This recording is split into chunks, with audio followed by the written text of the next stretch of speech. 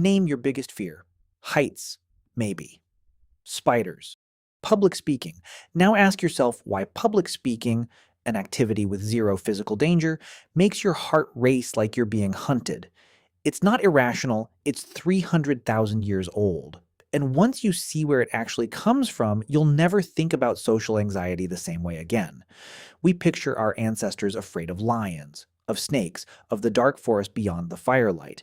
And sure, those were real, but for almost the entire span of human history, none of those was the thing that actually killed people. The thing that killed people, more often than any predator, was other humans deciding they didn't want you around anymore. Not for a day, not the cold shoulder, permanently.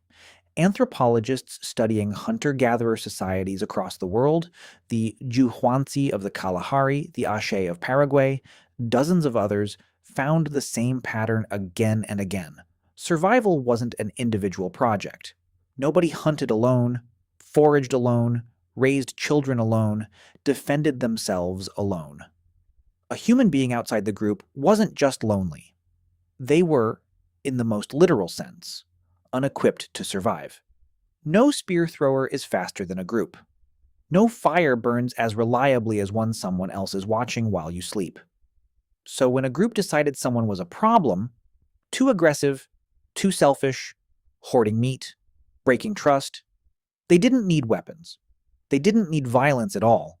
They just stopped sharing, stopped talking, stopped meeting your eyes. And within days, sometimes hours, the person understood exactly what was happening. This is where it gets stranger. Researchers studying ostracism, being excluded by a group, found something almost nobody expects.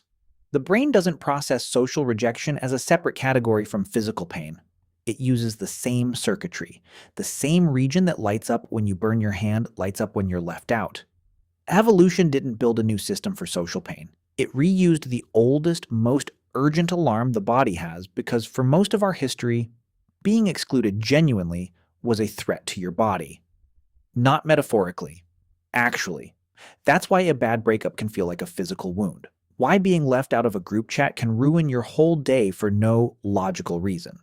Why public speaking, being watched and potentially judged by dozens of strangers, triggers the same racing heart as an actual chase. Your brain isn't malfunctioning when that happens. It's running exactly the program it was built to run. It just doesn't know the stakes have changed. Let's picture what this actually looked like. A man in a small band, maybe 30 people, starts breaking the rules everyone lives by. He hoards meat instead of sharing it. He takes more than his share of water. Maybe he's violent when he shouldn't be. At first, nothing dramatic happens. No confrontation, just a shift. People stop offering him food before he asks. Conversations end when he walks up. His jokes stop landing. He's still there, still sleeping by the same fire, but something has already changed and everyone in the group knows it except, maybe, him. Then it gets explicit. The group makes a decision, often without a formal announcement at all. He's told, directly or indirectly, that he's on his own now. And in a landscape with no stores, no strangers to fall back on, no 911, that sentence means something almost unthinkable to us today. It doesn't mean an awkward month. It means, statistically, that he probably doesn't survive the year. This is the part modern people almost always get wrong. We assume our ancestors feared lions the way we'd fear a lion. Sudden, dramatic, cinematic. But a lion is a fast death.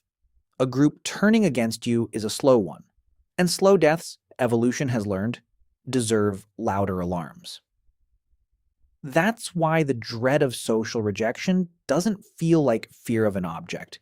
It feels like fear of a future. A creeping background hum of something is wrong that most people who've ever felt excluded from a friend group, a family, a workplace, will recognize instantly. And here's the part that should actually unsettle you. That alarm never got the memo that the world changed.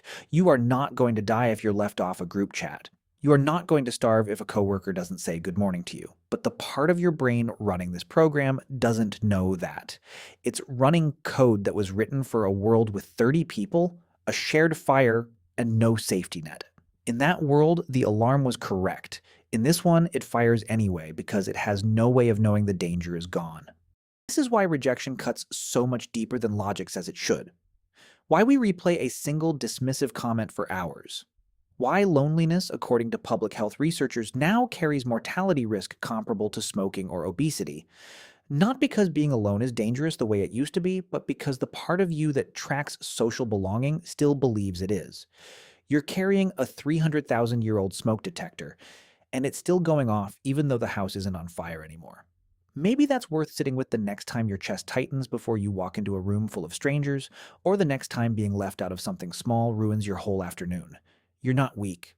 You're not overreacting. You're running the oldest alarm system your species ever built in a world that finally, for the first time in 300,000 years, doesn't actually need it. Most of you have no idea how strange that is.